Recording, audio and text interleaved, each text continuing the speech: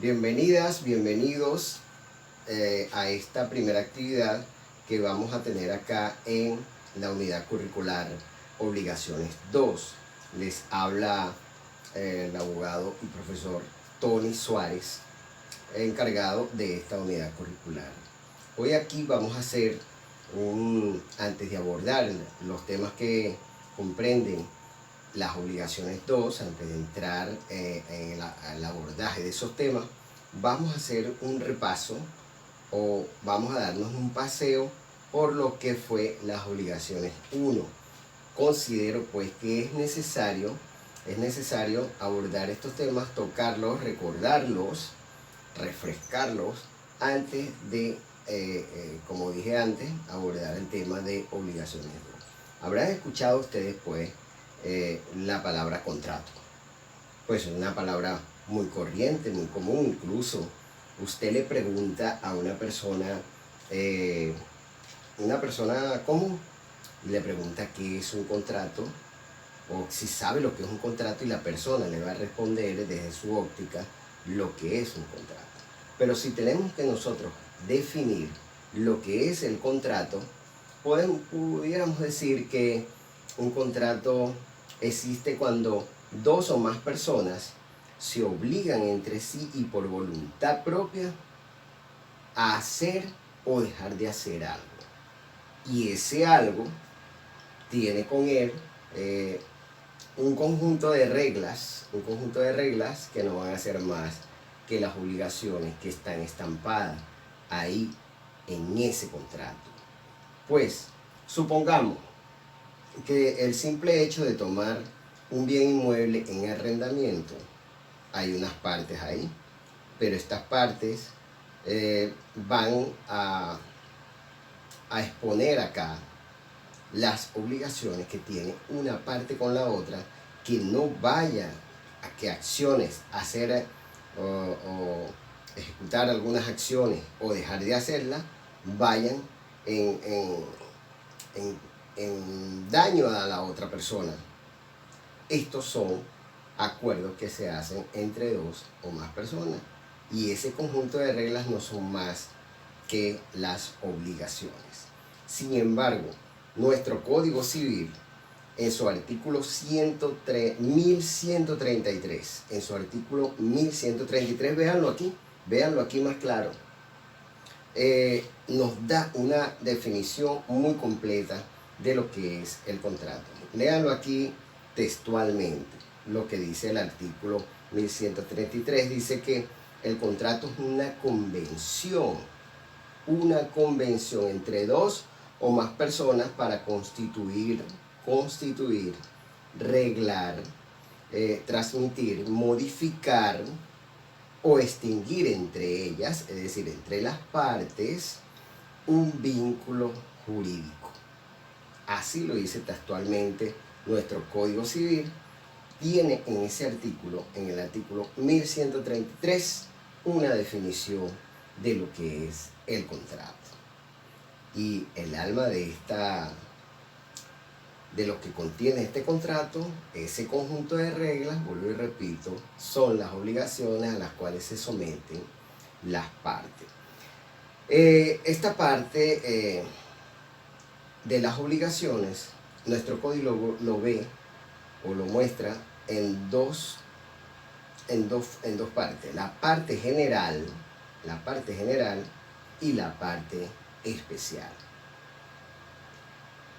Esta parte general se aplica a todas las obligaciones referidas a la validez del contrato, ¿verdad?, a la clasificación de las obligaciones, a las diversas maneras de obligarse, bien sea porque se van a obligar por alguna condición o se van a obligar por algún lapso de tiempo determinado.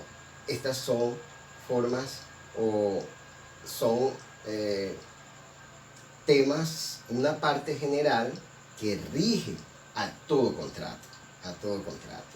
Y es de comentar pues que esta parte general es bastante uniforme en casi todos los países. es algo muy universal, puesto que lo que es la buena fe, el deber o el compromiso de cumplir un deber, ¿verdad? Lo que es la buena fe, el compromiso de cumplir un deber, la voluntad de la persona, todo eso es algo universal, incluyendo donde rige esta parte general también en esos contratos que no forman parte del derecho privado, tal como los contratos administrativos o los acuerdos o contratos internacionales. También rigen toda esta situación, tales como la buena fe, la voluntad propia, la forma de obligarse, ¿ok? Eso por la parte general. Y por otro lado está la parte especial, que está dedicada más a los diversos tipos de contratos, más hacia esa parte de la vida social que nosotros llevamos a cada día, como un contrato de compraventa, un contrato de arrendamiento, un contrato de préstamo, un contrato de fianza, así entre otros. Es decir, que ellos se enmarcan o se engloban dentro de un tipo de contrato, que esta es pues la parte especial. En esto lo que estamos haciendo, vuelvo y repito, es haciendo un recuento, un resumen, un repaso de todas estas figuras jurídicas que tenemos en nuestro código y que de alguna manera son universales dentro de las obligaciones y que es necesario recorrerlas y tenerlas muy presente. También quiero señalar o mencionar que en otros tiempos, cuando desde que aparece el primer código, por lo menos nuestro primer código en la época de Páez, 1861, hasta la última reforma que estuvo nuestro código en 1982, hay una palabra o una figura jurídica, el cuasi contrato. En la doctrina usted lo va a conseguir, lo va a escuchar de ello así. En nuestros códigos anteriores aparecía de esa manera esta figura jurídica que es el cuasi contrato, pero hoy en día es diferente. En nuestro código ya no aparece de esa manera. ¿Cuándo es un cuasi contrato? Bueno, cuando una persona se obliga con otra sin que exista un acuerdo, es decir, esta persona se obliga de manera voluntaria con esa otra persona sin un acuerdo previo. Es decir, ella misma se interpone estas obligaciones. Pongo un ejemplo. Si yo me intereso de los asuntos de un amigo mío o de una persona que yo conozco porque está ausente, me intereso por sus asuntos hasta que esa persona llegue, pero en favor de esa persona. Por ejemplo, bueno, la persona está ausente y yo decido regalarle las matas, por decir algo. Nadie me dijo que se las regara, pero cuando regrese yo no pretendo obtener una recompensa legal por eso, puesto que no hubo un acuerdo. Hay un cuasi contrato aquí, pero yo solo me obligué. Así también existe cuando, muchas veces puede ocurrir, lo he escuchado, cuando alguien se encarga, un vecino, el vecino de al lado, el vecino al frente, se encarga de una persona que ya está en edad avanzada y tiene años ayudándole a dar comida, le da comida, le ayuda con la medicina, y después la persona fallece y tal vez esa persona siempre ha ocurrido, no, me toca quedarme con la casa de él porque yo fui quien lo cuidé por tantos años. Pues una persona que se hizo un cuasi contrato ella misma. Esto queda dentro de la obra del buen samaritano, queda dentro de la voluntad propia de esa persona, sin una recompensa legal o una recompensa jurídica. O cuando alguien me paga un dinero por error o manda un dinero, adquiero un dinero por error, ¿verdad? Y tengo que regresarlo de manera moral, pues es un compromiso, una obligación que yo me he establecido en mí mismo. Eso en los códigos anteriores y en la doctrina es un cuasi contrato. Pero en nuestro código, lo vamos a conseguir en el artículo 1173. En el artículo 1173, que ya vamos a ver lo que textualmente dice el artículo, y en el artículo 1178, pero con otra figura, con otro nombre.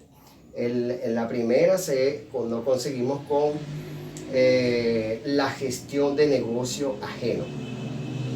Cuando les colocaba el ejemplo que me ocupaba o me tomaba obligaciones sin que exista un acuerdo con anticipación o acuerdo previo. Y el otro es el pago de lo indebido.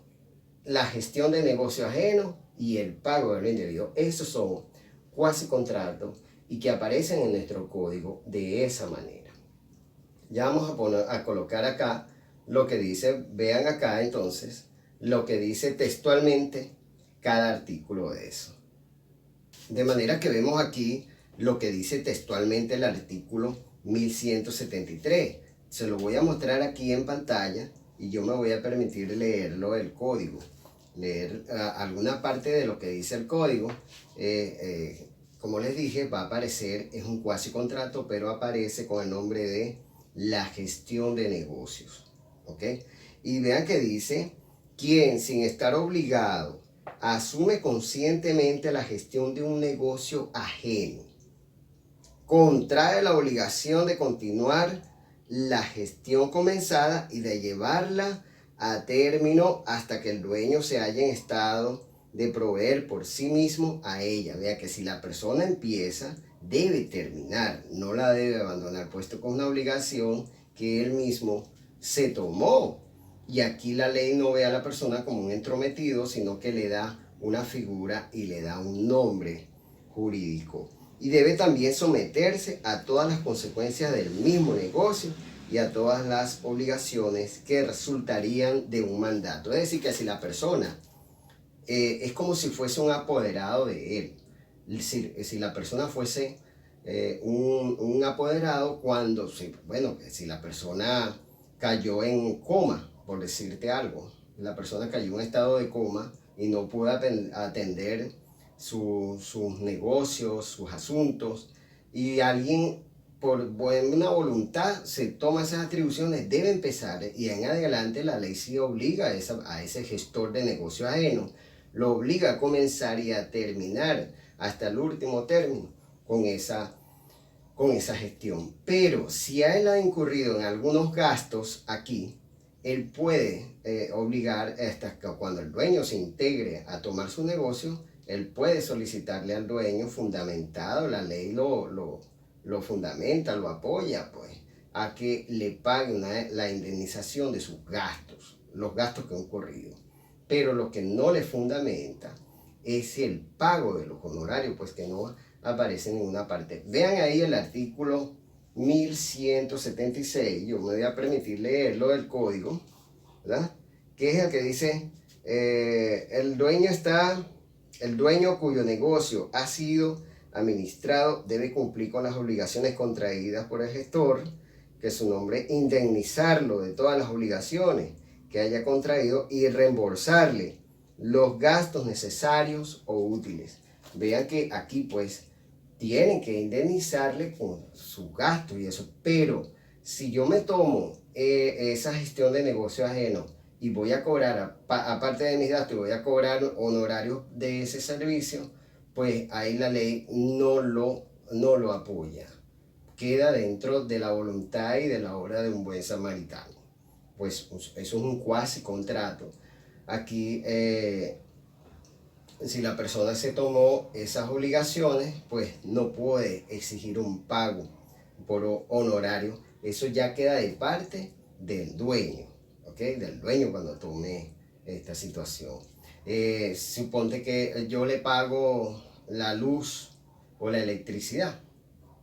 La electricidad le pago el recibo a alguien para que no le corten, para que no se la corten el suministro de energía, pues puedo exigirle el pago, pero no puedo exigirle el servicio de yo ir allá, pagarle la luz y eso. Eso se llama una gestión de negocio ajeno. Y el otro artículo en el cual aparece, ya no aparece como antes, como un cuasi contrato, sino con estos nombres: gestión de negocios ajenos, y el otro, el pago de lo indebido. Vean el artículo y léanse. Les recomiendo que lean desde el artículo 1173 hasta el 1177, que se refiere a la gestión de negocios ajenos. Y el artículo 1178, que nos habla del pago de lo indebido, vamos a leerlo aquí de manera textual. Léanse aquí entonces el artículo 1179, que trata del pago de lo indebido. Se lo estoy colocando acá en la pantalla. Vean ahí y léanlo. Yo me voy a permitir leerlo del código, ¿ok? Para hacerle el análisis correspondiente y darles el mensaje de lo que quiero en realidad decirles. Dice el artículo 1178, perdón, no el 1179, 1178. Todo pago supone una deuda. Lo que ha sido pagado sin deberse está sujeto a repetición. ¿Qué significa esto? ¿Qué significa? Que si yo pago algo y en realidad yo no lo debía, yo puedo exigir, pero debo probar que no lo debía, y puedo exigir repetición. ¿Qué significa repetición? Que me devuelvan ese pago, ¿ok? Es decir, para que algo sea pagado es porque ese algo se debía. Pero si yo no lo debo y es porque lo estoy pagando por error, entonces la persona está en la obligación de repetir. El que recibió el pago está en la obligación de repetir. ¿Qué significa repetir? Devolver. Y el que pagó está en todo el derecho de exigir repetición. ¿Qué es repetición? Que se le devuelva lo que pagó. Pero hay que demostrarlo. Y lean ahí el segundo párrafo de ese mismo artículo 1178. Se lo coloco acá en la pantalla. Acá, léanlo. Yo lo voy a leer del código porque no lo estoy viendo ahí. Y necesito leerlo textualmente como está en el código. Dice: la repetición no se admite respecto de las obligaciones naturales que se han pagado espontáneamente. ¿A qué se refiere esto de las obligaciones naturales? A que si yo pagué, si yo hice un pago y voy a exigir repetición, pero resulta que este pago era por una apuesta, bien sea de lotería, bien sea que alguien debía pagarme porque yo me encargué de algo, porque le gané en un juego. Este artículo está en el 1801 y 1803 de este tipo de pago por las apuestas. Yo los invito a que lo lean también. Pero es importante que nosotros, dentro de esto de las obligaciones, conozcamos estos cuasi contratos que aparecen en nuestro código con estos nombres, con la gestión de negocios ajenos y con el pago de lo indebido. Y son muy interesantes, puesto que usted se pone a leerlo y verá que son situaciones de la vida diaria, Y así seguimos viendo, por ejemplo, el artículo 1179. Lo coloco aquí en la pantalla. Me voy a permitir leerlo del código. Cuando necesitamos algo textualmente y que no sea algo que vamos a decir de manera general o que vamos a parafrasear algo, debemos leerlo textualmente del código. Dice: la persona que por error ha hecho un pago a quien no era su acreedor tiene el derecho de repetir lo que ha pagado. Es decir, tiene el derecho a que se le regrese, pero ya ahora debe probar que no que no debía ese pago, que no debía eso. Por ejemplo, si una persona deposita en una cuenta por error de otra persona y esa persona manifiesta de que en realidad lo recibió por error, entonces está en la obligación de repetir, y yo en la obligación, y esa persona en la obligación de exigir repetición. O si un transportista llega de una ciudad a otra y hace el depósito en un almacén, en un negocio que era donde no estaba destinado esa mercancía, sino que lo depositaron en otro almacén. Bueno, el que recibió, si en verdad no era el acreedor de esa mercancía, debe hace repetición de tal mercancía, pero se debe determinar quién es el dueño real y si el dueño real en verdad no debía este pago. Vamos a continuar pues con ahora, esto se extiende, ¿no? Tenemos que seguir leyendo, pero yo, como les dije, estoy solamente dando un paseo por estos artículos, pero queda entonces de su parte, por simple curiosidad, leer el artículo 1178, 1179 y ahí en adelante, que hablan del pago de lo indebido. Pero hay otra parte en el código que ya no aparece, pero aparece con otro nombre. Y como les dije, en las reformas del código, desde que aparece nuestro código, nuestro primer código civil, en 1861, cuando la época de Páez, hasta la última reforma de nuestro código civil en 1982, estas figuras aparecían puesto que son copia o vienen siguiendo al derecho romano, ¿no?